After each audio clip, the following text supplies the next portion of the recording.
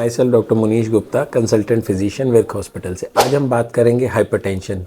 पहले हम बात करते हैं ब्लड प्रेशर। ब्लड प्रेशर क्या है? ब्लड प्रेशर हमारे आर्टरीज में ब्लड का प्रेशर है against the arterial wall. The pressure created by the blood is called blood pressure. अब हम बात करें नॉर्मल ब्लड प्रेशर क्या है। आइडियली पहले बोलते थे कि 120/80 is the ideal normal blood pressure, but ऐसा स्टैंडर्ड नहीं है। आप कहो कि 119 कम है या 121 ज्यादा, ऐसा नहीं है। Patient to patient, age to age, build to build it varies. Hypertension is increase in BP. कब ज्यादा मानेंगे? जेएनसी ने स्टेजेस डिवाइड करी है so that a doctor and a patient should know when to see and what to do at home or when to see a doctor। तो stage 1 की बात करें तो स्टेज 1 है 130 to 139 mm Hg और systolic, और डायस्टोलिक है below 90, 88 to 90 mm Hg। mm Hg की बात करें तो millimetre of mercury is a standardize SI unit, standard unit for measuring the blood pressure. आजकल काफी पेशेंट पूछते हैं कि ये इलेक्ट्रिकल बीपी अपरेटस आ गया तो क्या ये स्टैंडर्डाइज है?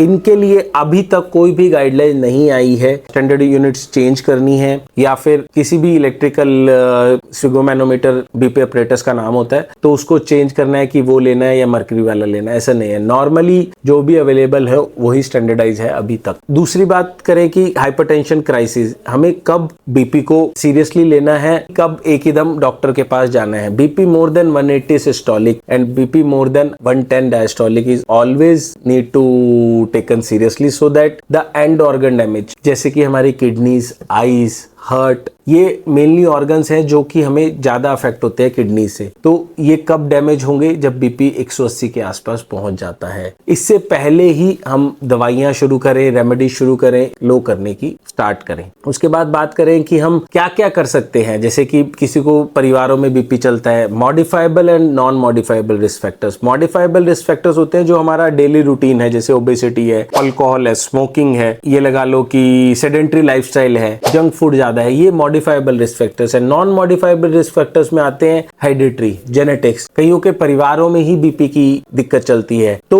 वो नॉन मॉडिफाइबल रिस्क फैक्टर्स हैं। हमें basically focus modifiable risk factors पे करना है ताकि वो हम चेंज कर सकें और बीपी को, ब्लड प्रेशर को नॉर्मलाइज रख सकें। इसके लिए सबसे पहले डाइट में हम जैसे कि कहते हैं कि नमक बीपी को बढ़ाता है, तो ये नमक को कम रखें, एक एडिक्वेट अमाउंट में ही नमक लें, जंक फूड कम लें, एक्सरसाइज डेली करें ताकि बीपी की बीमारी आगे जाके प्रॉब्लमेटिक ना हो। इनिशियली बीपी साइलेंट डैमेज भी करता है, जैसे कि आर्टरीज के अंदर थेरोस्क्लेरोसिस करके हार्ट को इफेक्ट करना, किडनीज को इफेक्ट करना, किडनीज में, यूरिन में, पेशाब में झाग आने लग जाता है, प्रोटीनूरिया कर देता है। तो ये सब फैक्टर्स हैं जो कि हमें जल्दी देखने हैं और बीपी को कंट्रोल करना है। अल्कोहल इसमें बहुत इंपॉर्टेंट रोल प्ले करता है। अल्कोहलिक पेशेंट्स में बीपी बढ़ने की हैबिट्स ज्यादा होती, तो लाइफस्टाइल मॉडिफिकेशंस बहुत जरूरी हैं, एक्सरसाइज बहुत जरूरी है, डाइट में लो सॉल्ट इंटेक रखें। अगर आपको नॉन मॉडिफाइबल रिस्क फैक्टर्स हैं डायबिटीज, उसके हाइपरटेंशन के, तो